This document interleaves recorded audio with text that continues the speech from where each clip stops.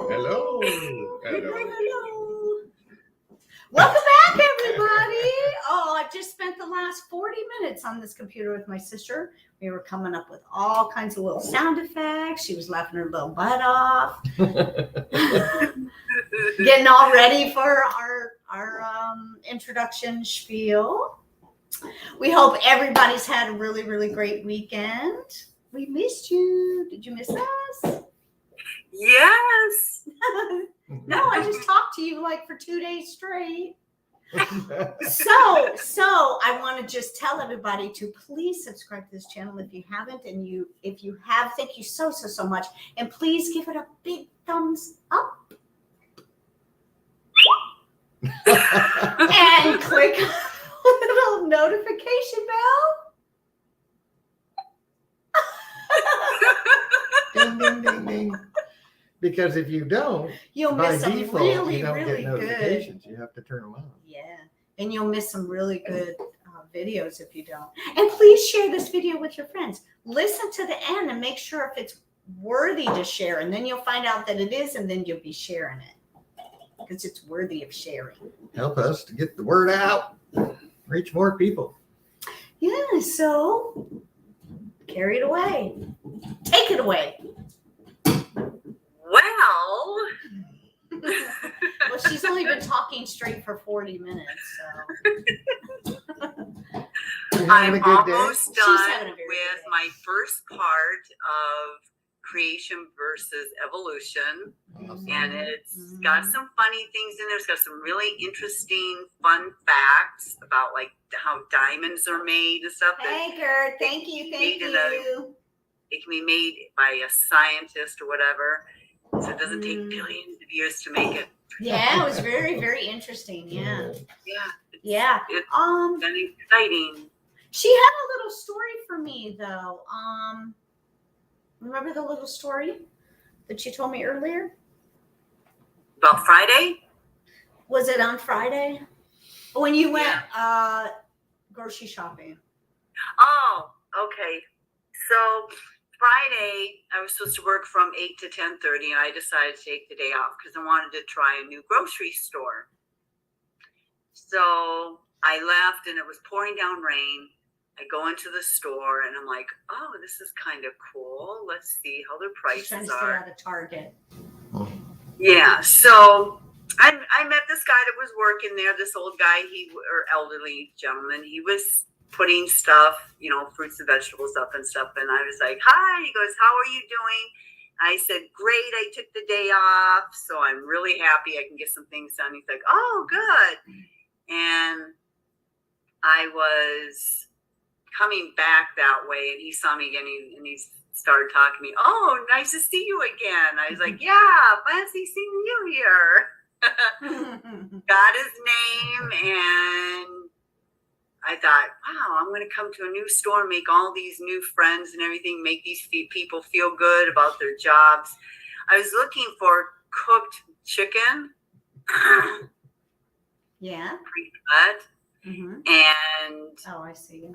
I asked a couple people for help, and this guy showed me where a couple of items were.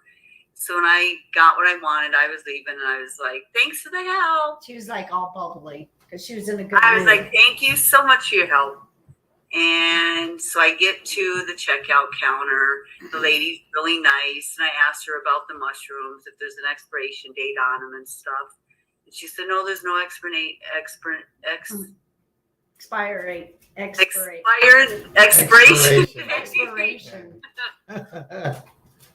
So that was positive. That was a really positive day or morning to begin with. And I was like, have a good day. And I walked out, and it had stopped raining. And I was like, thank you. I appreciate that. So then I went to the gas station to get my coffee where I go each morning. And there was an elderly guy sitting outside the gas station, and he says hi to me. I said, good morning. I went and got my coffee, and I came out, and he said, have a good day. And I was like, thanks, you too. And he goes, you wouldn't happen to have any spare change? And I went, no, I don't have any spare change. I don't keep spare change on me, but I have something better. Mm. So I took out one of your cards for Bible prophecy and truth. I said, Mhm. this is really special, and I'm giving it to you. Mm. He's like, oh, and I said, that's more important than anything. I said, you have a great day. I hope you had a phone so we can look it up. Well, he probably did have a phone. Most of them have phones. Yeah. That was good. Yeah. Well, good. Yeah, it was really, I left there and I was like, wow, I feel so good. What a great day this has started to be for me. I thought next time I go into the store, I'll leave on the counter one of the cards, or under a loaf of bread, I'll put another one. Someone will go, what's that? Yeah. Oh, that's what you were talking about, a paper trail before. Yeah, a paper trail. You want to leave a paper trail. I want to leave a Cool. paper trail. Mhm. Yeah. Yeah. So that was paper trail. cool. That's what she was trying to say. Yeah. Yeah. Yeah, I just see so much growth in you. I really, really do. You really love God, and it's really showing. You're very committed to the Really Bible excited. study. You're always here, ready to start, way ahead of time. You're, contribute to the ministry. Yeah, and it's a lot of fun. Yeah, it is. Worshiping God is a lot of fun. I hear some things every time I am reading the Bible or listening to the Bible, and I hear things, and it's like, I don't remember hearing that before. What? Just like I was talking to you you about. gotta listen to it over and over and over and over, because I have to admit, even after, I don't even know how many times I've read the Bible, but every once in a while I still go like, how did I ever miss that? There's like some new little nugget that pops out at me. I'm like, wow, I don't remember seeing that before, but I know I did. And it's like, it just how did didn't I miss mean that? as much before. But Yeah. It's just like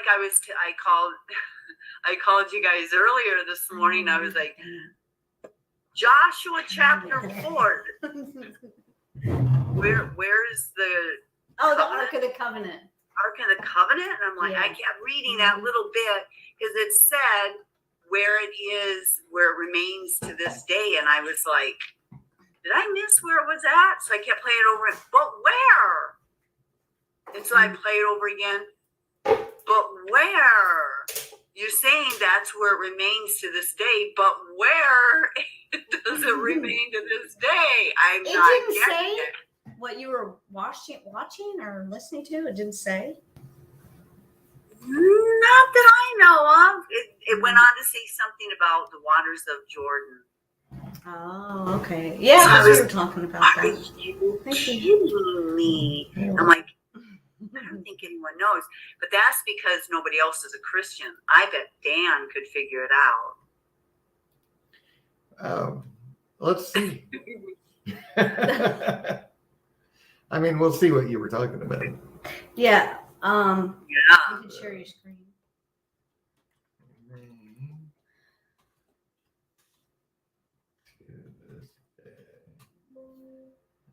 It may take you a couple of years, but I think you can figure this out. You just crunch your number. I got to share my screen with you because you don't see what I'm doing here. Yeah. Oh, why is that over here? Because she was playing her video. Oh, you moved it. Okay. Mm-hmm. Let me put it over here. Okay. So, Joshua it came to pass knowing my son. Chapter 4, she said. Where they had hid. Oh, yeah, that's definitely not going to be it. No. She said chapter 4. And almost to the end. So when they went in. The waters of Jordan were cut off. Oh, right there, 7. Of the You Lord. shall answer them that the waters of Jordan were cut off before the ark of the covenant of the Lord when it passed over Jordan. This is not the ark of the covenant that remains to this day. These are the stones. So they took a stone upon their shoulders, right? And then they went across, right? So you got to read the whole thing, right? When they came clean passed over Jordan, that the Lord spake unto Joshua, take 12 Hey, men Sheila. Hey, out of the people, out of every tribe. So one out of every tribe. Hi, Sheila. Welcome. And command them, saying, take you hence out of the midst of the Jordan, out of the place where the priest's feet stood firm 12 stones. So they picked up, the 12 men picked up a stone out of the river and carried them over and then left them in this lodging place, right? And then when they prepared them, and he said, pass over before the ark of your Lord God into the midst of Jordan, take ye up every man a stone upon his shoulder, according to the number of the tribes of the children of Israel. And this may be a sign. And when your children ask their fathers in the time to come, what mean ye by these stones? And then he said, that these waters of Jordan, so it's a reminder that the Jordan was dried up basically for them to walk across. So it's a memorial of these stones, or a memorial that were left there. Oh. So it's not talking about the Ark of the Covenant itself there. The waters of Jordan were cut off before the Ark of the Covenant of the Lord. Right. And it's talking about, it says, what do you mean by these stones? When your children ask their fathers, right? And it's the stones that they stacked up there that are what remains. The stones shall be a memorial, right? And that's what remains to this day, or which at that time, right? Oh, so it's actually talking about the Ark of the Covenant. Right. That's actually at the Jordan River where they crossed, right, to go into the Promised Land. Yeah.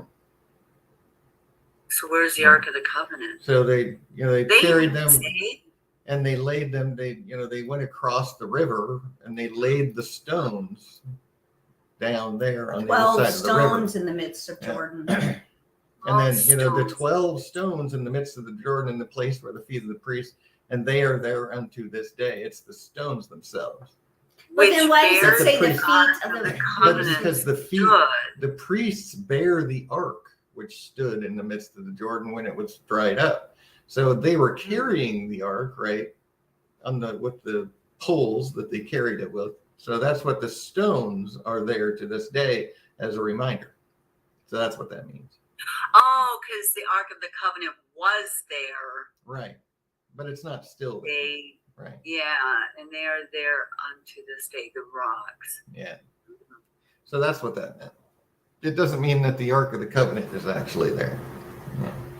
Because I kept reading that over and over again. And I'm going, what? Yeah. Well, now you know. Well, that Praise was. God. So, I guess it's a good point to start our knowledge versus speculation, and continue on. I know this is part 5, but I'm trying to go into some detail rather than just kind of going through it really fast to try to finish it in a day, so that we really know, we can know these things, right? I don't want to just pass over it, gloss over it really fast and say, this is just what it is. I'm trying to, take the time to show, how do we know these things, right? So we go and look at the scriptures and it shows us. And there's certain things that we know and certain things that can only be known through speculation, right? And that's what I've tried to point out, is that there's things that nobody can know. And there's a lot of people out there that say they know things about prophecy that can't be known. It's impossible for us to know these things because they haven't come to pass yet. We can't say it's absolute certainty because the Bible doesn't give us explicit information about names and places and times, right? So we can't say we know things for sure. We can only speculate. And that's why we're studying the difference between knowledge and speculation, because there are things that we do know. There's things that are just spelled out for us, point blank, black and white. This is what it is. And we know. But there's certain things in fact, there's a lot of things that people claim that they know that are just pure speculation. And we need to be able to determine the difference, Right. So that's what we're talking about. So anybody who watches this video and hasn't watched the first 4, just go back and watch. This is part 5. So there's 4 other parts to this discussion on knowledge versus speculation on the channel, whether you're on Rumble or on YouTube or on Facebook. They're all there still. You can go back and watch them at your leisure if you feel like. So I think where we left off was we talked about Daniel 2. And the coolest thing about Daniel 2 is that there's really no question about that because it's history.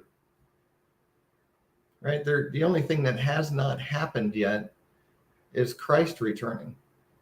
So when we look at Daniel 2 and we look at the statue and we look at these consecutive kingdoms that it lists there, we know that the Holy Roman / Islamic empires are what the 5th section of that statue is, because it's now history. We don't have to speculate. We just look at history and look at what the prophecy is, and we know that at the time of Christ's return, that this will be in power, that this empire, as it says, that the Holy Roman, Islamic, Ottoman empires will be revived. And as we talked about through the EU and the Arab League, which are basically the Holy Roman Empire is the EU today, and the Islamic Empire is the Arab League today. They're still the same nations involved and the same religions involved. So that's something that we can know. We can know that this is going to be what's in power when Christ returns, because it tells us that. So, I think that's where we left off. I was going to talk about the 4 nations, because I clicked on it, and then we never actually talked about these things that we know.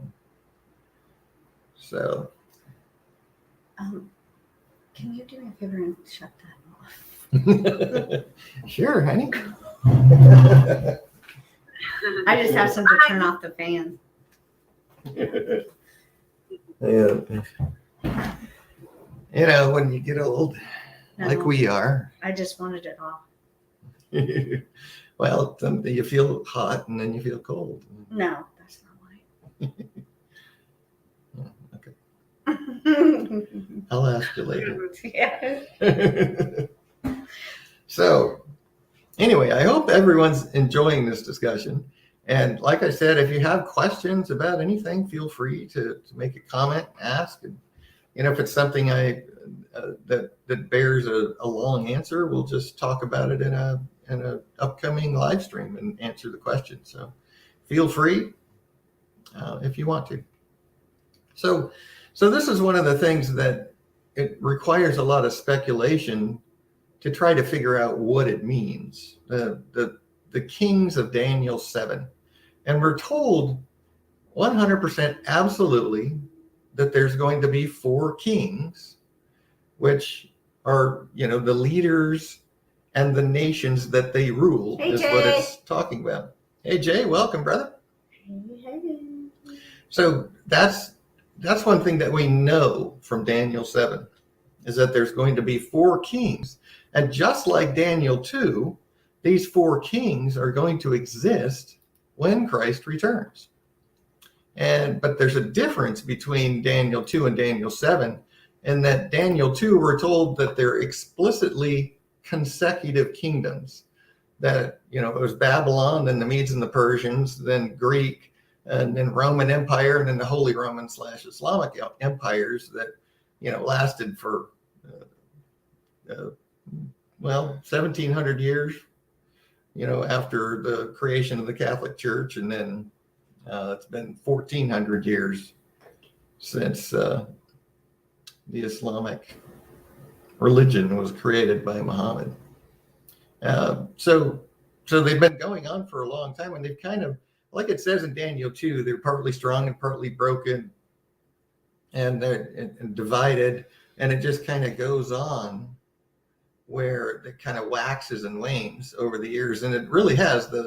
Both of those empires have kind of waxed and waned over the years, and they're both kind of just they're still there in the EU and the Arab League, but they're not really in power, so to speak. But they're going to be revived and made powerful again in the end by the Antichrist when he unites with the false prophet, and they bring those two religions together and he creates his world governing power. So that's the difference between Daniel 2 and Daniel 7, is that shows us consecutives, and it's that fifth section of the statue that's going to be in power when Christ returns. But here in Daniel 7, we see that there's four beasts that come up out of the sea, and it tells us specifically that they're kings in the interpretation. Sorry, couldn't think of the word. It says these great beasts, which are four kings, which shall arise out of the earth. So these are three leaders of nations, right, that are going to exist. And they exist at the time of Christ's return. The fourth beast, the great and terrible fourth beast with 10 horns, is going to be destroyed. But the other kingdoms will their lives will be prolonged for a season and a time, it says. So we know that all of these four kings, the nations that they rule, are going to exist at the time of Christ's return. So a little different than Daniel 2. They both end at the same place, which is Christ's return. But this one shows us that there's going to be four kings that exist at that time. But it doesn't necessarily mean that they exist right now. It does not mean that they exist right now. No. That's speculation to say, well, we look at everything that's going on in the world. We look at all the signs Jesus told. We look at all the other things about prophecy that are just coming to pass right now, and we can see that it's the time of the end. So then we speculate and say, well, it really makes sense that these nations probably exist already, right? So that's speculative, but it's kind of a speculation that we can almost say, well, it's almost certainly true because of all the timings, everything else we know about prophecy. We know that we're near the time of the end. So it makes sense that these kings already do exist. It doesn't mean they have to. Yeah. But they probably do. And then, so I want to show you this before, just because I said this, but I didn't show you the scriptures, because the fourth beast, this fourth beast is slain, the king and his ruling in the nation he rules, which is it's a 10-horned nation, right? It's this fourth beast. It has 10 horns, right? And he uproots 3 of them, and he's going to rule these 10 nations, this fourth king that it shows us here. So he's going to have a 10-nation union that he rules. That's going to be his kingdom. So that probably does not exist yet. And it will probably be formed when he, as it tells us in Daniel 8, when he stands up and begins gathering power. Then that's when I see this as likely him creating this 10-nation union that he's going to rule. And then he aligns them with the lion, the beast, the lion, the bear, and the leopard, the other 3 kings that it shows here. He's going to make an alliance with them. And we look at Revelation 13, we see the lion, the bear, and the leopard and this 10-horned beast all in one beast, which is the United Kingdom of the Antichrist when he takes power. So these are things that we know for certain is going to happen, right? There's going to be 4 beasts that exist. One of them is going to be this 10-horned, this 10-king alliance that the Antichrist is going to create. Is this represented by this 4th beast? And this 4th beast is going to be slain, is going to be destroyed. And the king's body will be destroyed and given to the burning flame. As it tells us in Revelation 20, the false prophet and the Antichrist will both be thrown bodily into the lake of fire, which is the same thing it's telling us here. But here's what it says: and as concerning the rest of the beasts, so we're talking about the other three beasts, the lion, the bear, and the leopard, they had their dominion taken away, but their lives were prolonged for a season at a time. And why is their dominion taken away? Because this is when Christ returns and casts down the thrones of men and takes over the world. This is when Christ begins ruling with a rod of iron for that 1,000 years that we've looked at previously, right? So this is when Christ returns, takes over the world, and begins his reign of 1,000 years. And these three beasts, the lion, the bear, and the leopard, are going to live on into that time, at least partially, right? That's what it tells us here. This is something we can know. That those countries are going to exist into the 1,000 years? They're going to exist at the time of Christ, and they're not going to be utterly destroyed when he takes over the world. Their lives are prolonged for a season at a time, so they're going to continue to exist into the 1,000-year reign. That will be. So why? That will be Russia. Well, that's speculative. We can't say we know who they are. So let's pretend Russia. But we're going to talk about that. It could be somebody who has a new country or something, right? It could very well be. They could be other countries, right? We don't know for sure, right, who they are yet. And we're going to talk about the speculative parts in a minute, and we're going to look at what the description of these beasts is and how it matches current nations, because I really believe that they do exist. But what we're studying here is knowledge versus speculation. So we know that these beasts are going to exist. We know there's going to be 4 of them specifically. There's a 10-nation union that then aligns with 3 other nations and create the military and political power base of the Antichrist. We know that absolutely, because it just tells us that. Now, who those are is totally speculative, but we do know they're going to. Why are they going to exist when God reigns for the 1,000 years? Well, if you remember the 1,000-year reign, that those that belong to Christ, remember when he returns in the clouds of heaven with power and glory, that's when he gathers his people to himself, and then he pours out his wrath. Mm-hmm. And then after the wrath of God, that's when Christ is going to finish his descent from the clouds and touch down on the Mount of Olives and take over the world and rule for 1,000 years. And we're going to be ruling and reigning with him during that 1,000 years.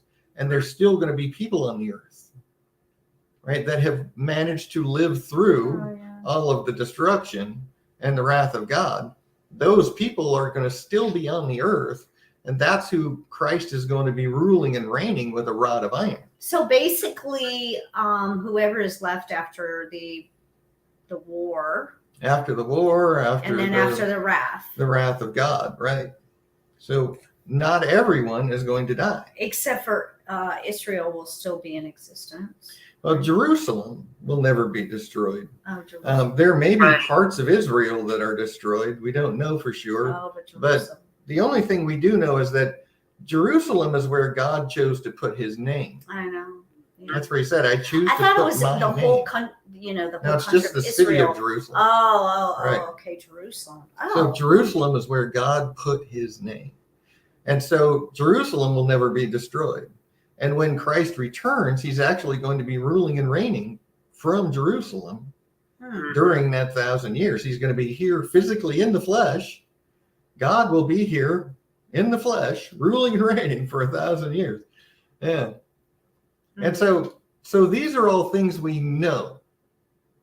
So we know there's going to be 4 kings that will exist at the time of Christ, right? When he returns. They're going to be identifiable by the images and statements made in Daniel 7, and we're going to look at that in a second. Jay says at the point of that 1,000-year reign, people still have a chance to be saved, or are things different at that point? Well, when we look at Zechariah, we're shown that they're going to be required to keep at least one of the feasts. Yeah. And I'm looking over there because that's where the jet is. But we know that they're going to be required to keep at least one of the feasts. I'll show you that. Because I don't want to just say stuff, right? So, where was that? I think maybe it's in 14. Yeah, here it is. I highlight stuff so it's easier to find when I'm going looking for it. So, and it shall come to pass that everyone that is left of all the nations which come against Jerusalem, it's talking about the battle of Armageddon here, and everyone that is left shall even go up from year to year to worship the King, the Lord of hosts, and keep the Feast of Tabernacles. So we know that they're going to be required to keep feasts, at least this one, during that time. I believe, now this is speculative for me to say this, I believe that the law is going to be reinstated. If not wholly, but at least in part. And so we know that there's going to be feasts that they're required to do. And what were you going to say, Diane? I said, yeah, I do too. Yeah. And so that's what's going to, now, as far as a plan of salvation, God doesn't tell us what that might be. He does not say. But there wouldn't be any reason for there to be 1,000-year reign and for all these people to be left living unless there was going to be some new way to be saved, right? So we know that at the end of the 1,000 years that Satan will be released from the bottomless pit where he's chained up for the whole time, and he's going to be released to go and deceive the nations once again, just like he's done today. You can see that the deceit of Satan is so just everywhere today, and he's going to come out again. Oh, I know. Yeah. Sheila says, when I first read the book of Revelation, I was literally trembling. People have no idea. People so really sad. Don't. That's true. They have no idea. They don't. And the wrath of God is going to be horrific, and when you experience that. And it's, but to answer your question, Jay, there's almost, this is speculative because it does not say, but it doesn't make sense that there wouldn't be a plan of salvation. And it's, Jesus is going to be ruling with a rod of iron. It's not going to be the grace that we have today, right? We have it so easy right now. All we have to do is just acknowledge God for who he is, believe that he came to the earth in Jesus Christ and died for us, died for our sin, and just turn to him in love and love him for what he's done and love him for being such a wonderful God. I mean, it's so easy. We don't have 300 and some rules we have to abide by. Except Andy would love that. Hey, if God can do it, I can do it. And we know that the law was a schoolmaster to prove it's impossible to be righteous without God. But what it looks like, I mean, we have it so easy right now. That's what I'm trying to say, is that it's so Jesus said that my yoke is not heavy. His burden is very light. Because we just turn to him in love. And hey, Thomas. Obey him, follow him. Hey, Thomas, welcome, brother. Hello. Glad you made it. So it doesn't say, Jay, but it doesn't make any sense that God would go through all that and then allow Satan to deceive the nations once again if there weren't going to be people who were not deceived by Satan, and that God will redeem in the end. So even though it doesn't specifically tell us what that plan of salvation will be, there's almost certainly going to be one, right? So those 4 kingdoms, are they bad? These 4 nations, only the 4th one, the kingdom, right? They are kingdoms, right? And the 4th one, remember, is an alliance of 10 kings under the Antichrist. And that one is definitely bad because God destroys it when he returns. But the other 3 kingdoms are not destroyed, right? They're not necessarily bad, right? They're worldly kingdoms, and God is going to put those kingdoms down and rule and reign from the earth himself when he returns. So they don't necessarily follow God, but they're not necessarily absolute evil because they're kingdoms, right? So I noticed that one of them is not the United States. Well, from speculation, so we're going to it look at doesn't that. seem like Right. it's the United States. And that's one of the things that a lot of people Yikes. teach, that the United States is in prophecy, but I disagree, and I'm going to show you why here in a little bit when we look at the speculative parts. And we're of like this prophecy. all in the United States right now. Well, not all of us, but Well, not But, Jay. Jay is in Canada, and I'm not Yeah. sure where Sheila is. yeah, and there's a lot of people, a lot of our I said in friends, chat. the ones that are in chat right Yeah. now. Yeah. But so yes, so there's going to be the three kings, the three kingdoms that are not the fourth one, the first, second, third, lion, the bear, and the leopard. Their lives are going to be prolonged for a season at a time, so they're going to live on. The four kingdoms will become one, ruled by the Antichrist, as we see in Revelation 13. Right, and we're going to look at that. We're going to look at all that here in a second. I've got pictures to give us visualizations, right? Because these are the four kings, and then in Revelation 13 it shows us that they all become one. So we'll look at that in a second. But right now I'm pointing out the things that we know absolutely for sure. Right? Because that's the point of all of this discussion, is what do we know and what's speculative. So we know there's going to be the four kings. There's the fourth one is going to be this 10-nation union. I don't believe it exists yet, but it might. And the other three nations might or might not exist yet. The world could change, right? Very quickly. You never know. So, but we're going to look at what I think they are. And I think when we look at those, you might agree with me that they exist already. So the four kingdoms will become one, ruled by the Antichrist. And we know that the 10 horns of this fourth king, they represent 10 kings that will align with him, which is the same thing in Daniel 2. Remember that fifth section is the Holy Roman / Islamic empires that are partly strong, partly broken, divided, but will be revived at the end. When Christ returns, they're going to be in power. And there's 10 toes, which is the same as these 10 kings that the Antichrist uses to create this fourth beast, which gives him political and military power, which are the same as the 10 kings of Revelation 17. So these are things we know. I mean, we know that this is going to exist. There's going to be this 10-nation union that the Antichrist creates and then aligns with these other three kings, and they're going to exist when Christ returns. That's a fact. Now, let's look at what they might be. Let's look at the speculative parts. So I'm not going to go through why it's almost a certainty, blah, blah, blah, blah, blah. Let's just look at it, right? So the four kings, there's a lion which has eagle's wings, and the eagle's wings were plucked. And then there's a bear that has 3 ribs in its mouth. There's a 4-headed leopard that has the wings of a fowl on its back. And if you can't see that very well, I apologize. I can see it. It's just I'm just looking at the detail. Okay. And if you're following along, it's chapter 4 on my website, Modern Nations in the Bible, which is this page I'm looking at right now. And so you can get a better view of that picture if you want.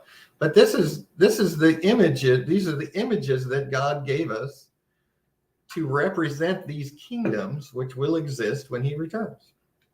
And so when we look at this, we have to understand that the symbols are easily understood now, because he said, go thy way, for the words are closed up and sealed until the time of the end. Once it's the time of the end, these images are going to become something we can recognize. So when this day comes, we're going to look at it and go, oh, okay. So like when the Antichrist sits in the temple claiming to be God and the abomination of desolation is set up, we're going to be able to look at these nations that he aligns with and say, absolutely, this is who they are. Until that day comes, we can't say for sure. But I believe we're so close that we can see them for what they are now. And I've got the whole of Daniel 7, early part of Daniel 7 here, which talks about these, right? The first was like a lion and had eagle's wings. And I beheld till the wings thereof were plucked, and it was lifted up from the earth and made to stand upon the feet as a man, and a man's heart was given to it. So that's the lion, right? Well, so what nation comes to mind when you think of a lion? What current nation? England. It's Great Britain. The symbol of the lion is like their main symbol. They have lions everywhere in Great Britain. That's their national animal symbol, is the lion, which is Great Britain. Now, did some current nation come out of Great Britain? Yeah. A couple hundred years, 250 years ago now, the United States, the eagle's wings on the back of the lion were plucked. Oh, I get it. Yeah. The eagle is the United States. We came out of the lion, and we separated ourselves from the lion. We were taken out of the lion and made to stand up on our own feet, right? We became a nation of ourselves. So now this is, like I said, this is all speculative, right? But when we look at the United States that came out of Britain and look at this prophecy of this lion who had eagle's wings, and the eagle's wings were plucked, and it was made to stand on its own feet. There's Uncle Sam. There's the United States, the eagle, and there's Great Britain that we came out of, the lion. Yeah. And it matches this prophecy like really well. And in fact, there's nothing about that prophecy that does not fit. Yeah. It being Britain and the United States. Mm-hmm. So then let's look at, now I've got some other things on this page where I've already talked about these things, right? When we looked at Daniel 2, we looked at why Daniel 2 and Daniel 7 are not parallel prophecies, as many people teach, as they can't be. They end at the same place, both ending at the time of Christ when he returns, but the kingdoms of Daniel 2 are consecutive. The kingdoms of Daniel 7 exist at the time of Christ. So they're definitely different. I've got several reasons that prove it here. If you want to rehash it, or you didn't see the video where we talked about that, then please do look at this page and take a look at that. But I'm not going to go over it again. So when we look at these beasts, we can speculate because we're, we can be pretty certain that we're at the time of the end. Almost everyone that believes the Bible agrees on this point. Even people who don't read the Bible and don't believe in the Bible have actually said that. I know. That it's just really weird that things seem to be everything's coming to a head. Yeah. They've even mentioned the Third World War. Right, which is the sixth trumpet in the Bible. Yeah. And aliens. So it's, and then we've looked at and I know it was quite a while ago, I believe we looked at the signs that Jesus gave us, and why, and what he said when he answered the question that the disciples asked, when will be the end of the world and the sign of your coming? And he gave them all the signs, and every single sign that he gave them is happening right now. And then we look at the 6,000 year timeline where we're at just about exactly 6,000 years from the time Christ, or 2,000 years from the time Christ was walking the earth, 6,000 years from creation. And so we're at the end of the sixth millennial day. The seventh day is that 1,000-year reign of Christ. When we look at prophecy in the symbolic way that God wrote everything, we're at the end of that, and we're right at the time of the return of Christ. And among many other things, many other reasons why we believe that it is now. So we can see these symbols for what they are really clearly. I think there was a point I was going to make there, but now I forgot. Sorry. So anyway, it really looks like the lion is Great Britain. Now, I'll talk about this in a little bit. Why, and other things that show us, current events that show us how these are actually happening. But the second beast is a bear. And it doesn't give us a lot of information about it, but if you look at what the bear is, it raised itself up on one side and had 3 ribs in the mouth and between the teeth of it. And they said, thus unto it, arise, devour much flesh. That's all, right? But think about what the bear is in the world today. Russia. Yeah, the Russian bear. Everybody knows about the Russian bear, right? That's something that you see all over the place. And Russia, is Russia devouring much flesh right now? I mean, that kind of fits, doesn't it? You know, they're going in trying to take their pieces of the Ukraine that they want, and they've been doing this a lot. I mean, Ukraine is not their first invasion. You know, they've been busy. This is just one that, you know, that everybody is, you know, it's all in an uproar and everybody's getting all crazy about in the news and everything. But Russia hasn't been sitting there doing nothing all this time anyway. So the Russian bear fits that really well. And there's a lot of speculation about what the 3 ribs are. And there's actually a few different times in, you know, fairly recent history where Russia has had 3 other small nations in its mouth, basically. So we don't really know what those are for sure, but it sure fits with Russia. And maybe at the time of the end, maybe by the time Christ actually returns, we may see what those 3 ribs are. We'll see if it's Russia. And then the third beast had 4 heads, and it was a leopard. And then it had 4 wings of a fowl on its back.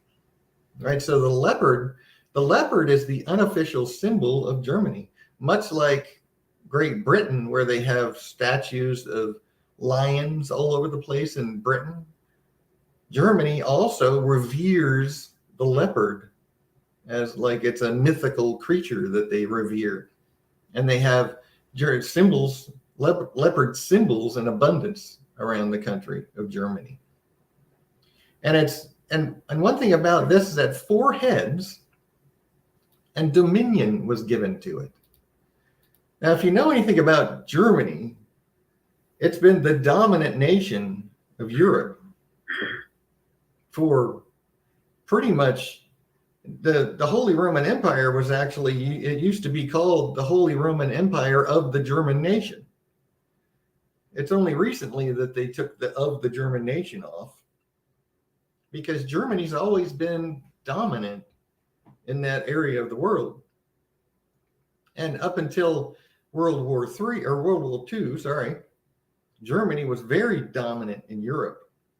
And then now that the wall's been torn down, look what's happened. Now Germany is again one of the dominant nations in Europe. And so dominion was given to it. And it had 4 heads. Well, Hitler was the Third Reich, right? It was the Third Reich. That head was killed. And it even says in the newspapers from back then that it was, you know, it was killed with a knife. Germany was killed with a knife and cut in half by the wall, which is now healed. Its deadly wound was healed. I mean, this is what it talks about in Revelation 13, where it talks about the 4 heads, or the 7-headed 10-horned beast, which represents all of these beasts. Remember, because there's 4 kings but one of them has 4 heads. So there's 4 heads on one, and then the other 3, which makes a total of 7 heads. The 10 horns on the 4th beast represent this entire prophecy here. We've got the 4-headed leopard, the lion, the bear, and then the 10-horned beast, which is that 4th great and terrible beast. And when we look at the adopted language of the United Nations is English, so it makes sense that the mouth. Hey, pal, Paul. He said the Asiatic lion is the national animal of Iran. Huh? I did not know that. I didn't either.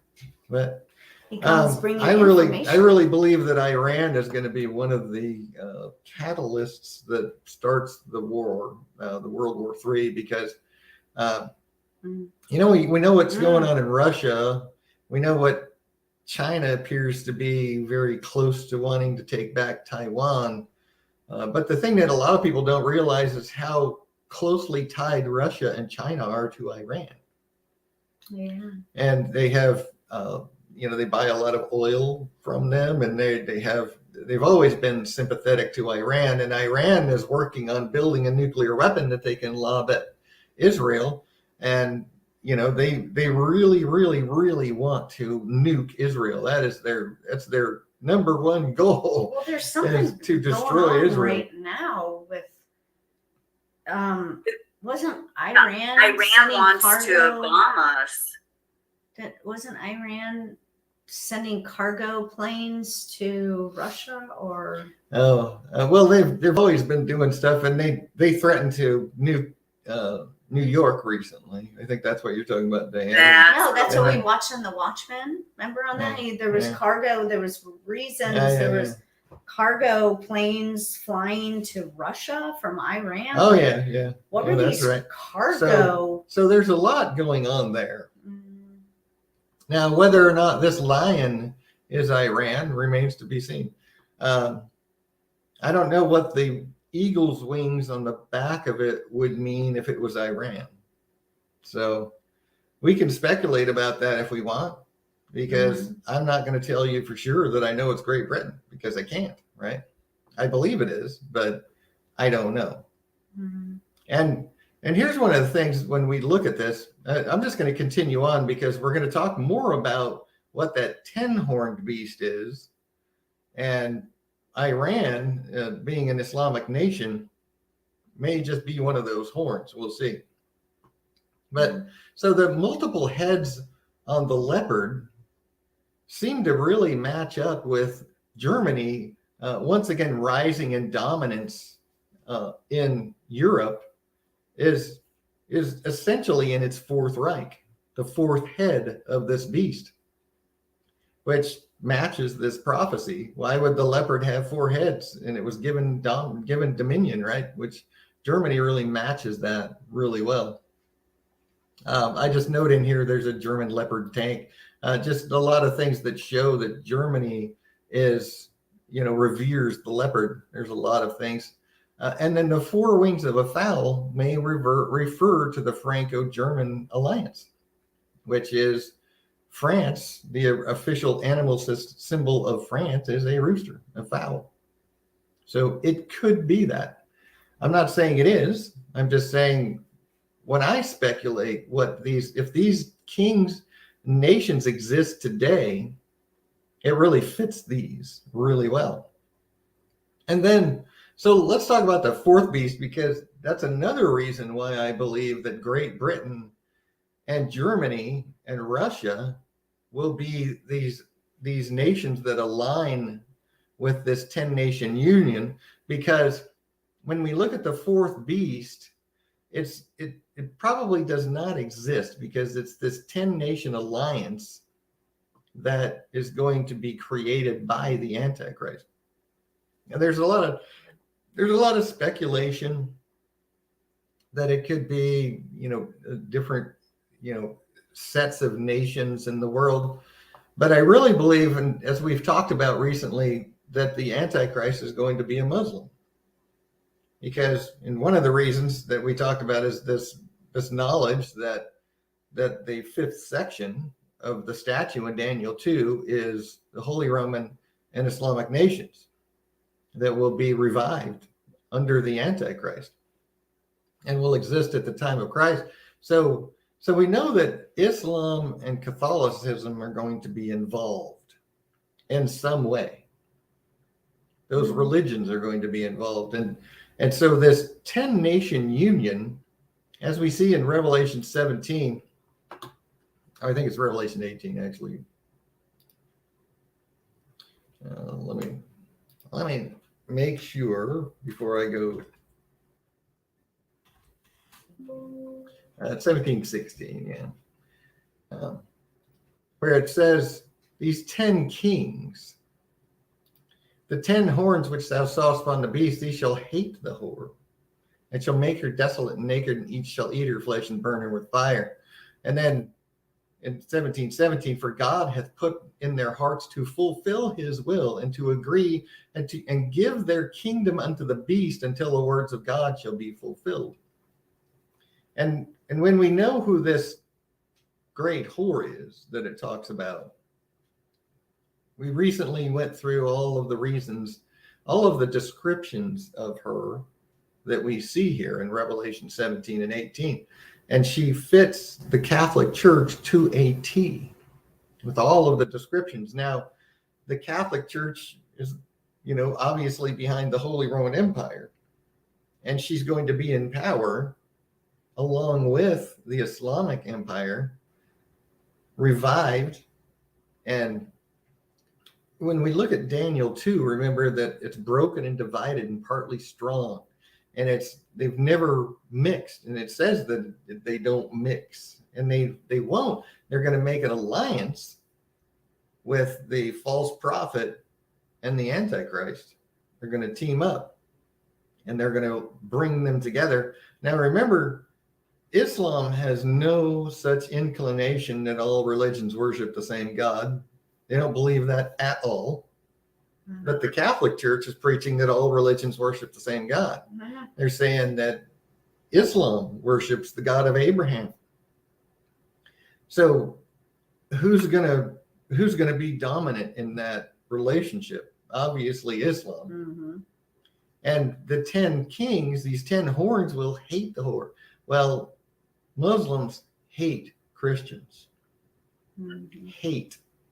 They're taught to hate us. They're taught that in their doctrines, they're told that they must kill us if we won't convert to Islam.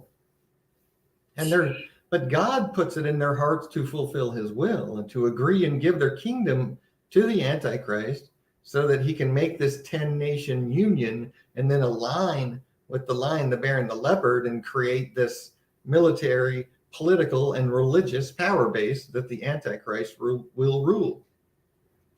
So when we look at that, and we look at it, if you know anything about what's going on in Germany and Great Britain and France, where Islam is taking deep, deep roots in those nations right now, and they're even converting partial areas to Sharia law, and they're tearing down churches right and left and building mosques in their place. What better nations to align with the 10 Islamic nations who lift up the Antichrist as their Mahdi than these nations? And most people don't know this, but Russia has about 15% Muslim population right now, and growing. So it really, when we look at that, you can really see how Great Britain and Germany especially will align with the Antichrist when he creates this union. So as we said, this is all speculative, right? We can't say for sure. I believe it. I believe 100% that God gave us these symbols and painted these pictures, and now that we're so close to the end that we can see them clearly for what they are. I believe that it will be Great Britain and Germany and Russia that align with a 10 Islamic nation union that the Antichrist creates when he when he stands up and claims to be the Mahdi of Islam, 10 Arab nations will give him their alliance. And we see in Revelation 17 that it's God himself that puts it in their hearts to give him their power. So this is the speculative part. Now, I've got some more information about why is this fourth beast Islam? And one of the other things that we see is the four seals, which match the four horses and chariots of Zechariah 6, which shows us the spirit that's in the world is almost certainly Islam. And it fits many other prophecies, not just the one from Daniel 7, not just the one from Daniel 2, which we know for certain is Islam, but it matches many other prophecies. And I'm not going to go into that today. Maybe I can in the next couple of weeks go into that. I think when I talk about stuff that we don't know for sure, I talk about these parallel prophecies from Revelation 6 and Zechariah 6. So I'll go into it at that time, and we'll look at these spirits that are in the world as it shows us in Zechariah 6, and why it looks like they're really parallel prophecies of the four seals that are broken in Revelation. So, but I want to just continue on this vein where we're talking about stuff we know versus stuff that's speculative. So we know absolute certainty that these four kings will be on the earth, that there's a 10-nation union, that they're all going to end up aligning together in Revelation 13. And they're going to exist at the time of Christ's return, when he returns, puts down the governments of men, and takes over the world. I really believe that we can see what these nations are, but that's the speculative part. So, I mean, it just, when you look at all the prophecies and you put all of these things together, it just fits perfectly. The puzzle just comes together and it fills in every single hole, and it just makes a picture that just is, it's the picture God painted for us. And he did, the thing we have to remember is, just like when Jesus was here on the earth, he taught in parables. And God wrote prophecy in that same vein, where we really have to put all these different pieces together to interpret any part of it. And if they don't fit together, then what we think it is probably isn't true. It has to fit. It has to fit this big picture that God painted. He painted these pictures and symbols, right? These animal symbols and things that, and all the red horse and the black horse and the white horse and the green horse, and all of these different symbolic pictures that he gave us were so that we couldn't understand until the end. And even at the end, people that don't love God are going to go, that's not, what are you talking about? Because God doesn't want people that don't love him to see the truth. He doesn't want them to. That's why he taught in parables. That's why he wrote everything the way he did. That's why he did all this couched in symbology, so that only those that love him will he reveal his truth to. So those are the four nations that will exist at the last day, that will be united under the Antichrist. I mean, this is something we know. It's like so awesome when you see these things, and we know for sure that this is going to happen. We don't know exactly who the nations are, but we know it's going to happen, and we can watch it happen when it does. When the Antichrist stands up, begins gathering power, as it says in Daniel, chapter 8, he's going to stand up. He's going to begin gathering his power, and it's going to be 2,300 days till the end when he does this, when he stands up. It's going to be 2,300, 6.3 years before the end. Yeah. So it tells us specifically. And he's going to have a couple of years to create this 10-nation union. He's going to, I believe when he stands up is when he's going to claim to be the Mahdi. And he's going to create this 10-nation union of Arab nations, Islamic nations. And he's then going to make his alliances with the other three beasts of Daniel 7. And then, ultimately in the middle of those 7 years, at the 3.5-year mark is when he's going to sit in the temple claiming to be God, as Paul told us. And that's when we'll know for certain who he is. That's when we'll be able to positively, absolutely identify the Antichrist. But we'll still feel very strongly about who we know it is before that because of the way things are going to go. Right, because we're going to have 2.3 years to watch this man gather power. Mm-hmm. And we're going to see, if it happens the way I think it's going to happen, is he's going to claim to be the Mahdi. We're going to see that in the news, almost certainly. So he could be doing things behind the scenes, gathering his power and making all his plans. But if he claims to be the Mahdi, we're going to see that. Yeah. That's not something that the news will miss. When the Mahdi of Islam arises from the well, as the Twelvers, as a certain sect of Islam, they say that the Mahdi is right now hiding in a well, and he's going to come climbing out of the well when it's time. Really? It's kind of some weird stuff, but they all believe that if the Muslims of the world are all waiting with universal anticipation for their Mahdi to arrive, they're waiting. Yeah. And remember, we talked about the prophecies that Satan set up in Islam that match the Bible exactly. So they're all waiting. Are they calling him Allah? Who's No. Allah? What's the difference between a Mahdi and Well, the Mahdi is their Messiah. So Allah is not their Messiah? Well, Allah is their God. But the Messiah is the we have God and then the body of God. Right. Because the Spirit of God is not the man Jesus Christ, right? Yeah. The man Jesus Christ is just Allah full is of the Spirit of the Mahdi. Well, that doesn't necessarily match the Bible in that way.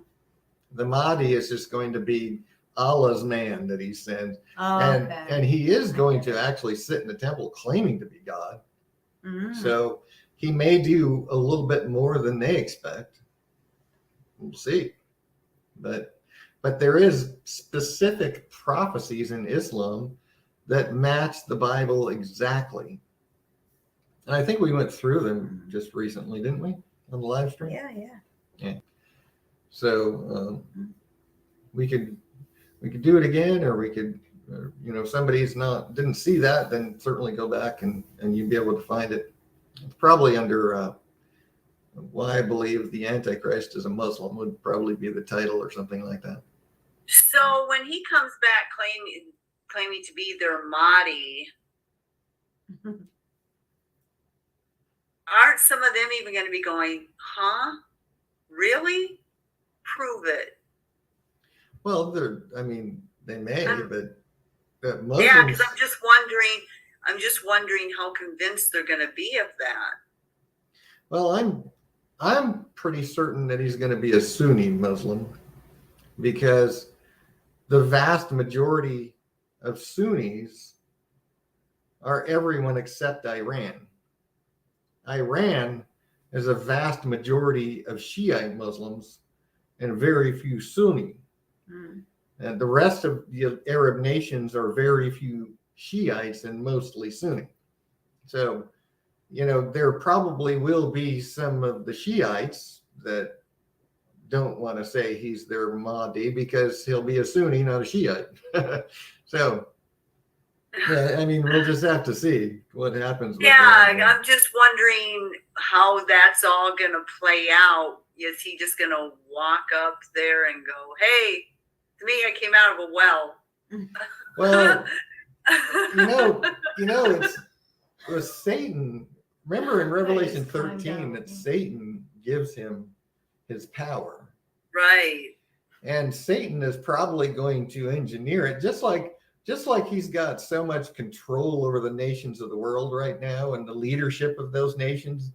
It's almost certain that Satan is going to help him engineer this to cause people to believe that he is their Mahdi.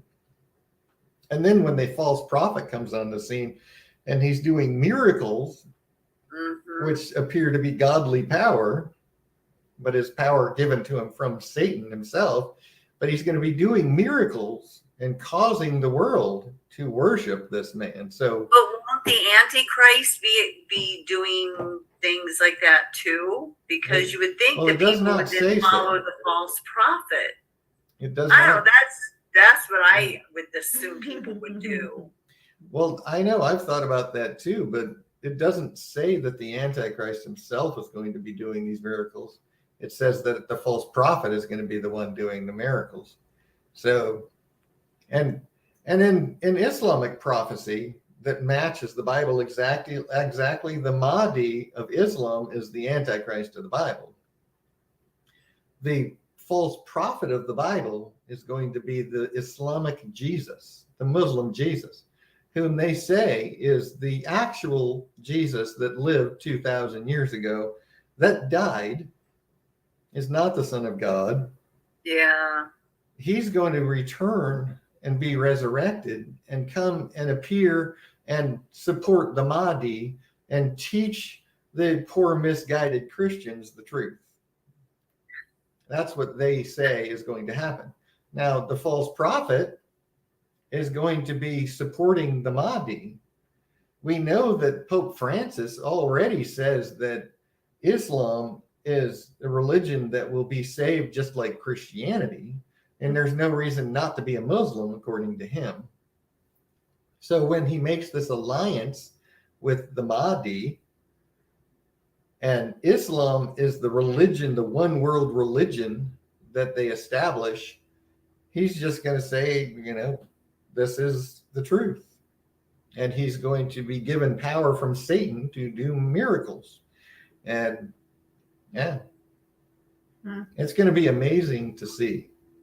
It is going to be something to see, because you would think that people would go, well, if you're our God, why aren't you making miracles? Why is he making miracles? True, but we'll just see. I mean, we'll have to see what happens. So see how many people actually buy into it. Oh, I'm sure that there's going to be thousands and thousands of people who are going to buy into it. Oh, well, they're going to instill millions. Actually, billions of people are going to buy into it. Remember, it's the lying wonders of Satan. Right. And God is going to send a strong delusion that people that don't love his truth will believe the lie. So it's a supernatural dumbness, what I call dumbness, where people are going to be convinced of this because of the lying wonders of Satan that come with power. And let me show you this real quick, because Islam and the Bible, this is where I have all of these 21 prophecies that I have listed here. But one of them is that the Mahdi, I have a little excerpt about that. The Mahdi himself, okay, so in Islam, the Mahdi himself is said to control the weather and the crops. His face is said to glow. And so we can also assume that since Jesus is viewed as having been empowered by Allah to work miracles when he was here on the earth the first time, that Jesus will be expected to continue to do so when he returns. So that's why the false prophet is going to be the one doing the miracles. That's what aligns with the Islamic prophecies, right? So it remains to be seen. We'll see it all play out when it happens. Yeah. So, yeah. All right. So all of that stuff just fits so well when you put it all together. It's just absolutely mind-blowing. Jay said, which is why I think something drastic has to happen, because I don't see the world in that space yet ready to worship some guy. I guess we're in for Right, a ride. So think He said, about we'll see. so think about this, Jay. When 2+ billion people die in the coming war, I think that's a drastic event that the Antichrist will use as his stepping stone to come into power. He's going to be the Mahdi of Islam, so he's going to have 1.8 billion people already on his side. Then he's going to align with the lion, the bear, and the leopard, and he's going to come into power. Remember, he's going to use peace as a weapon. The Bible tells us that by peace he shall destroy many. He's going to come in the name of peace. He's going to use the destruction of the war to use to be the savior of the world and use that to take power. So I agree with you that right now, if somebody tried to come and take over the world, it would not work. Yeah. But because after the war. Look at what's going on. I mean, like with the weather, Europe has record high temperatures. They're having a drought. They're having really bad fires and which is all part of the signs that Jesus said would herald his coming. Mm-hmm. So there's going to be a lot of hungry people if crops are constantly being burned. People are going to feel really, really desperate in the coming time. And that's what years. We can see what they're planning right now, as they're planning to starve us into submission.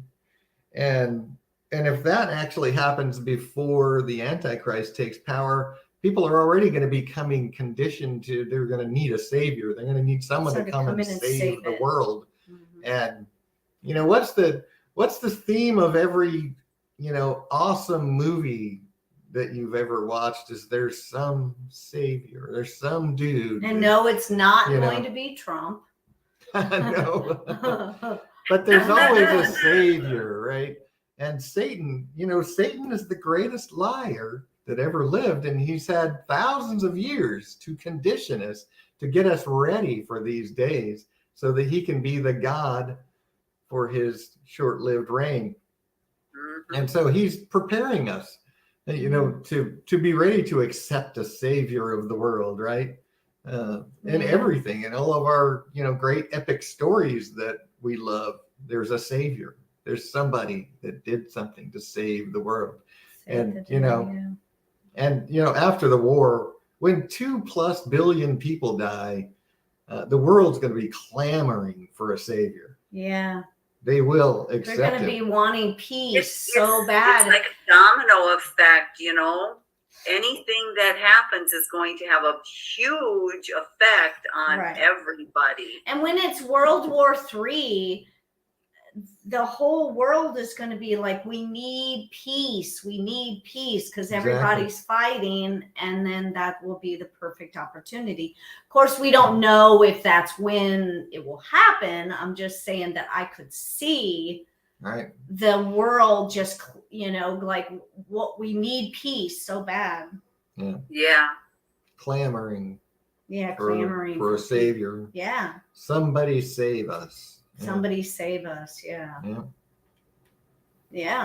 So can see it. Not the people who love God. The people who love God are going to be praying for God to save them. Right. We're world, waiting for Jesus. Superman. But the world itself, exactly. Mm-hmm. We need Superman. Help, Superman. Yeah, and that's when the Antichrist. And remember, we looked at the Antichrist in ways that we'll be able to identify him. And remember, the world is going to see this man as this genius, super dude that just, they're gonna look at him in awe. That's one of the things the Bible tells us about him. That, he's going to be intelligent. He's going to speak. He's going to understand dark sentences, and he's going to speak great things. The world is going to be like prophetic. Probably he's going to be some. they're ultimately the world is going to worship this man. And the false prophet's going to cause what that. everybody did for Trump. Can you imagine when the I whole know. world has been at war and for years? conflict, and this Yeah. man just comes on the scene and just saves the world. Yeah. Sheila says if we look at the real drama unfolding with wars, we can see the refugees that arrived in Christian countries are all Muslims. Well, yes. Yeah, Absolutely. That's right, girl. And, they're refugees, but the vast majority of these refugees are not families. They are young men. Yeah, they're young men. Yeah, there's very few actual families with women and children that are the refugees. That's true, Sheila. The vast majority are men, and they are Muslim. Yes. Yeah. Yeah. They're coming from so many different countries. We have no idea who or where they're coming especially from. in the United States now with our open borders. We've got millions crossing the border. We have no idea who's Yeah. coming over the border. I'm afraid for this country. I really am. No. And that's the thing that I want to bring this up too. It's like Jay was saying, though, it's got to be bad for people to give into it. Yeah. And it will be. Mm-hmm. I want to, before we stop today, I wanted to bring up the fact, pretty sure I have it on this.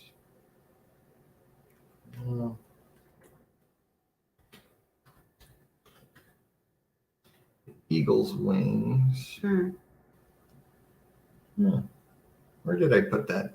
I know I have it somewhere on my website. Let me search my own site. Come on, search. Because I think I have it on my Revelation study, actually. Because a lot of people think that the United States is the eagle's wings, which I also believe. Oops. Eagle's wing. Eagle. Why can't I type? ES. Eagle. EAS. Let me look for wings.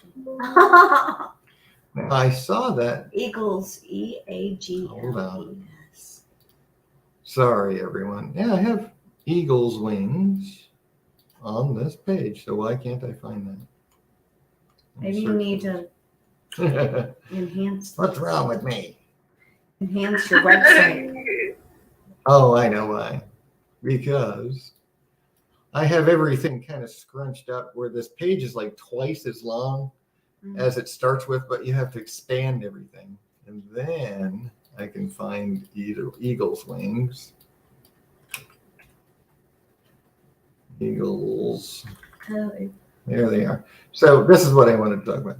So sorry, everybody. I don't even. I've written this website so long ago. Sometimes I have to try to find it. Don't worry.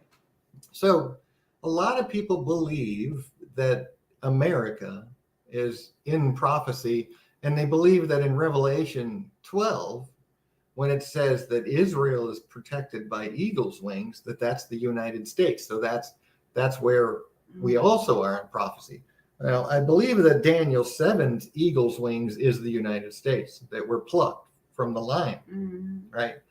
Became a nation. But in Revelation 12, I don't really believe that necessarily means it's the eagle's wings of the United States, because if we look at how in Exodus, when Israel was brought out of Egypt, God said, "Ye have seen what I did unto the Egyptians, and how I bare you on eagle's wings and brought you unto myself."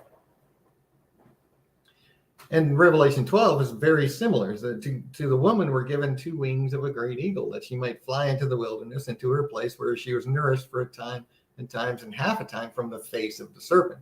Remember, this is when Satan is cast to the earth, having great wrath, knowing that his time is short, for a year and a half, 3.5 years, a year, 2 years, and half a year, 3.5 years. And so God protects Israel from Satan so that he doesn't totally destroy all of Israel, right?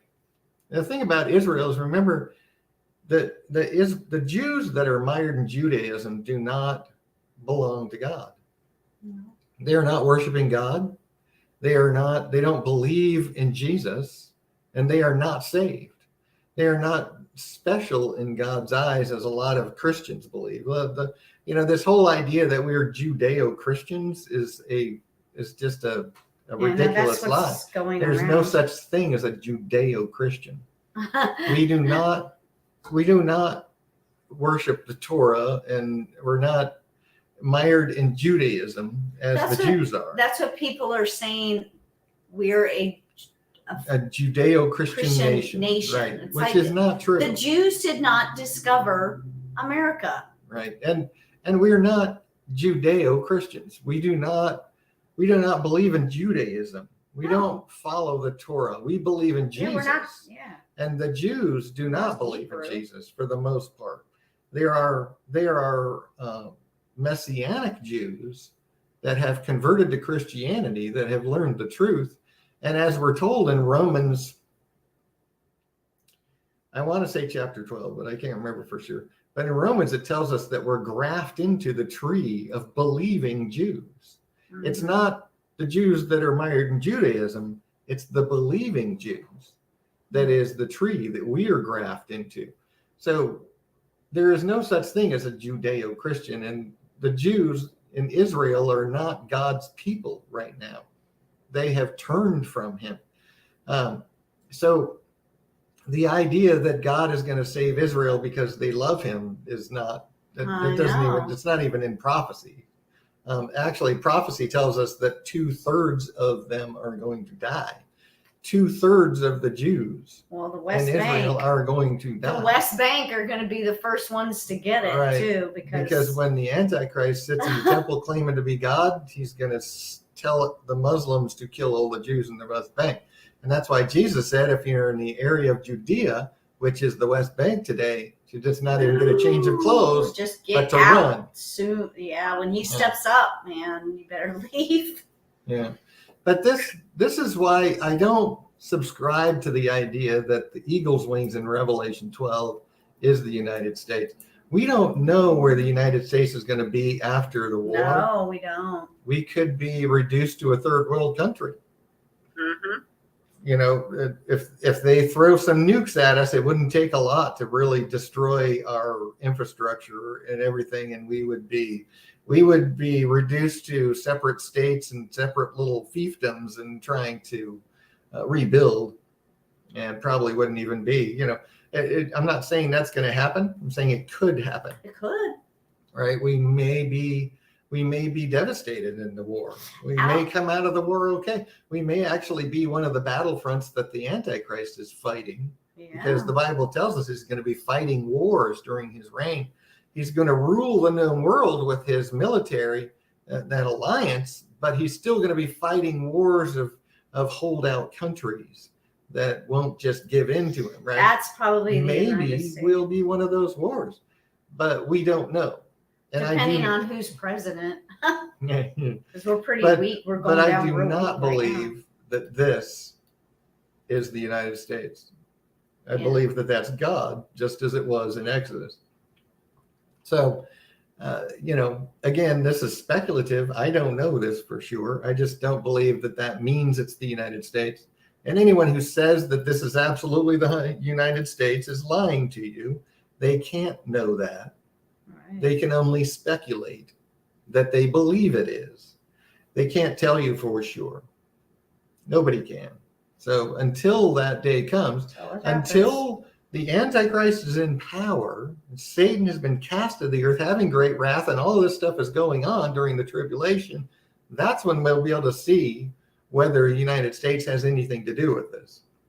We can't until then.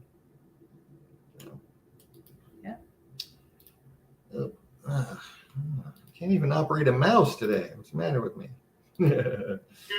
So, all right. So I basically took the whole time on that one subject, but that's okay, because I think we had a lot of good discussion there. Mm-hmm. You know, there's things that we know. Absolutely. And then there's speculative things. And I really believe that because we're in the last days, Paul's favorite ringtone. Yeah, Jay said, what did Jay say? Ooh. Here, let me get that first one. He said, so the woman was given rest during the time of the Antichrist? Well, it doesn't say she's going to be given rest. It said time and a half. But times and a half is a year, 2 years and half a year. So 3.5 years. And it doesn't say that she's going to be given rest, that she's going to be nourished from the face of the serpent, right? Revelation 12.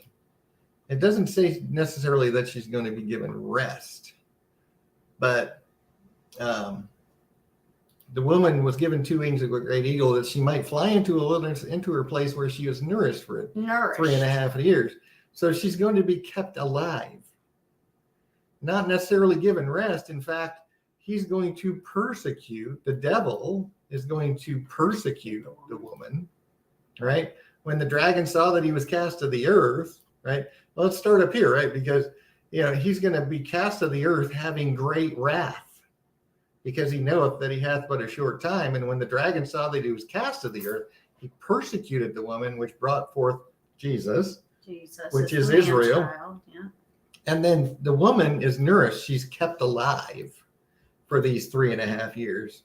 So Satan's going to be trying to utterly destroy Israel, but God will not allow it, because God put Israel or Jerusalem?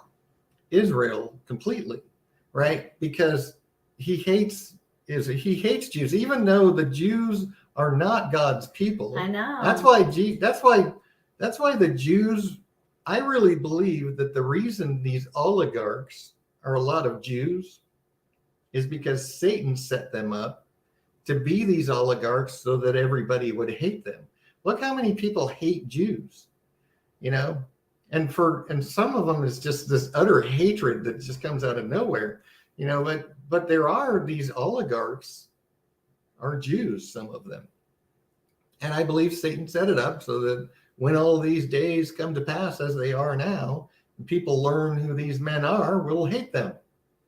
And that's just all part of his plan. And he's going to try to utterly destroy Jerusalem and Israel.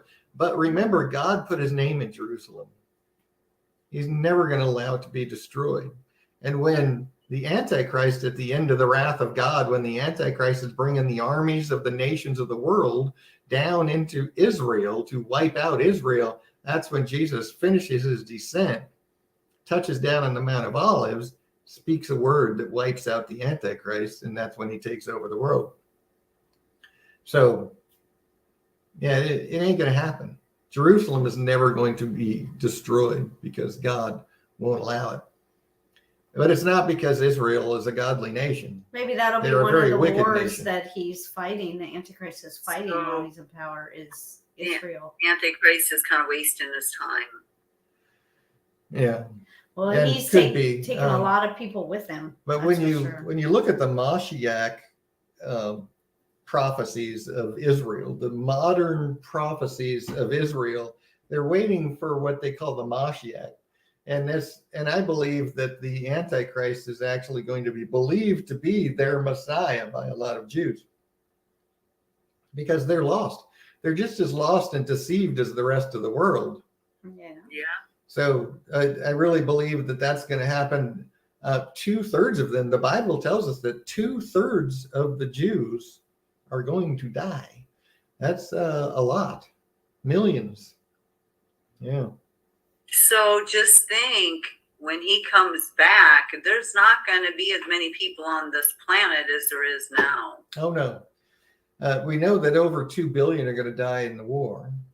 Yeah, and then you've got 2/3 of Jews. 2/3 of the Jews.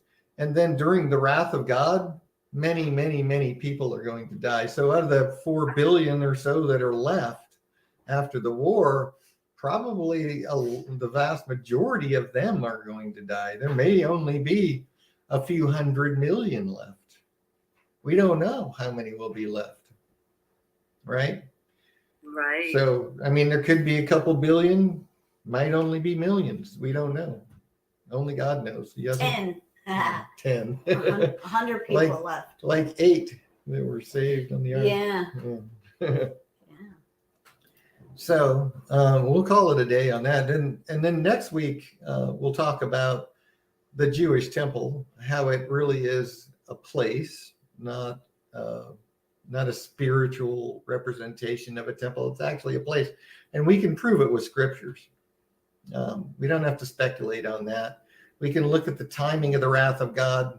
I don't know how much I'll get through next week because I'm going really slow, but I hope everybody appreciates that because I'm really trying to help you really understand the difference between knowledge and speculation and everything the Bible says. It'd be better for people to understand it than to have it like go super fast. Yeah, because I could go through this super quick, but then you'd be like, why am I supposed to believe that? No, don't. Yeah. I don't want you to. So we'll just take our time Yeah. and we'll go through it slowly. Yeah. So Monday morning tomorrow. Yeah. You We have. only have a couple more Mondays and then it's Labor Day. Yeah, and then I got to work 32 hours that week, which means I'll have to work like 2 11-hour days. Fine. I only get Not- paid for 8 hours. Yeah. Sheila said, so has the gospel of Jesus Christ reached the ends of the earth? Well, that's one of the things that I've actually studied, Sheila, and that's when you look at where missionaries have been, there's like virtually no untouched tribes. I mean, there may be a few little tribes left in the deepest jungles, but otherwise missions have been everywhere on the earth. The gospel of Jesus Christ has been preached everywhere. Yes. And because of technology too, Exactly. It reaches more people. I mean, in recent years, missions have penetrated even the deepest jungles. Yeah. Mhm. So yeah, pretty I much. believe, I believe it. There's hardly a nation that has not heard of Jesus. I don't think there is any nation. There's hardly any people that. But the strange thing is, though, just like even in the United States, a lot of people recently in modern days, people, even though this is supposed to be a Christian nation, which is far from, but it's supposed to be, but it's funny because a lot of people don't even know anything about Jesus. Some people have never even heard of him. In modern United States, people have not even heard of Jesus Christ, and that's why that is weird. That's why I say, our mission field is right here. We don't need to go to Africa. We don't need to go. We can go and preach the gospel in our neighborhoods, Yeah. and because even the vast majority of people that have heard of Jesus really don't understand who he is. Mm-hmm. So, we got the field, as Jesus said, the field is ripe and the workers are few. And that's where we come in. It's time to start talking to everybody you know. I know. And tell everybody what's happening, what's coming down the pike. Yeah. People really don't, they're questioning, they're wondering, but they don't know. They don't know for a fact. Yeah. Jay said probably few left. Yeah. Yeah. And he was probably talking about. He said probably this talking about the Sentinelese people, North Sentinel Island. I think they are unreached. They are cannibals and very aggressive. Well, that's just the way it's going to have to remain then, because. And I'll say this, that they're all cannibals. Since you know about them. Yeah, Jay. Since you know about them, I think you should take a trip. Somebody's been there. And they know about these cannibals, right? So it's not like they're untouched, because otherwise we wouldn't even know of them, right? Right. Thomas so somebody's been there. Thomas said ends of earth was used many times in the scripture referring to Gentile or distant nations, right? And that's one of the things that I've actually heard that argument. Thank you, Thomas. Is that it doesn't really mean every and Sheila laughed at that when we said. Yeah. It doesn't mean every single person on the planet, right? It just means that it will be spread. to the world. Yeah. See, Jay, what I think you should do is plan a trip and go visit this island, and then Oh no.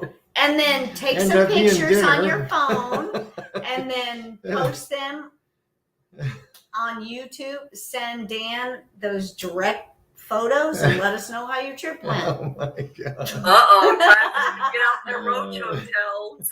Oh, please don't. We're just messing with you. He knows.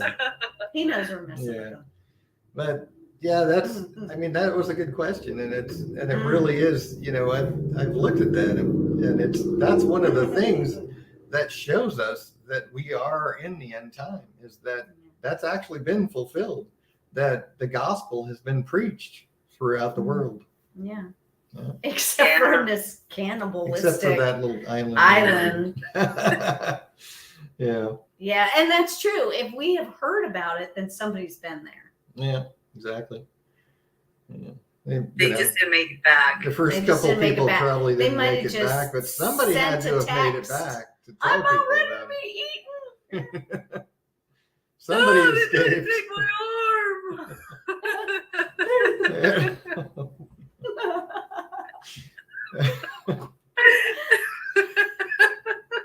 All right. So now that we're making fun of people that have had their arms eaten.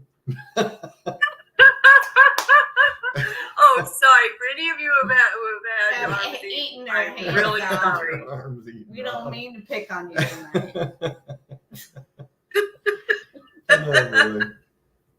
So anyway. He just kind of reins us back in. Anyway, I hope everybody has a great week. Hope to see you back on Wednesday. Time is flying by, so it won't be that long, and we'll be back here with bells on. Yeah, and Next remember, Wednesday. on Wednesdays we're talking about truth, what it means to be a Christian, and on Sundays we talk about prophecy. Yeah. Same bat time. So if you haven't subscribed to this channel, please do so and give it a big thumbs up. Make sure that you ring the little notification bell. Ding-a-ling. We can't.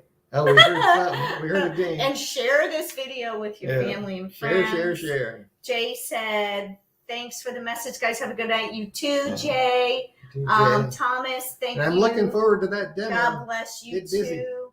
What dinner? The what? Demo. Oh, demo. Yeah. And Oh, Jody, yeah. love you. You're welcome. And Sheila says yes, blessed week. And God bless Thomas. everybody who is in chat, plus Paul and Johanna. We love you guys. Yeah, we know you're And that. I love my sister. Love ya. I love you. Love you And all. hope everybody has a great week. And we will see you next Wednesday. Yeah. Same. Same bat time, same bat place, same bat channel. Yeah.